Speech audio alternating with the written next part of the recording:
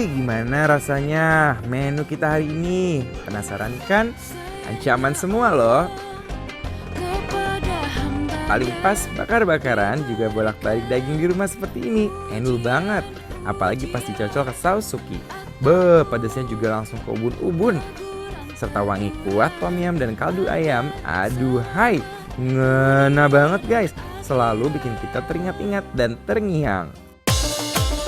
Selain lapar perut, ternyata lapar mata juga. Nasi lidah susu yang endul dan benar-benar kebangetan. Terus ada juga pecak gurame yang kita lumuri nih dengan sambal khas Nusantara yang bikin ketagihan. Sego goreng cumi ireng membuat mulut kita seperti areng. Rindu masakan Lombok? Aduh, pasti ayam taliwang tuh yang dicari. Buat kalian yang pengen jalan-jalan tenang, ini juga gampang dapetinnya. Karena ayam taliwang adalah jawaban yang pas kalau kita lagi kangen.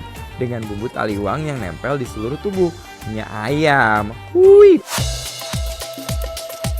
Pas banget kan? Sate pusut campuran kelapa dan daging sapi tadi bikin mata kita selalu teringat dengan suasana di Lombok.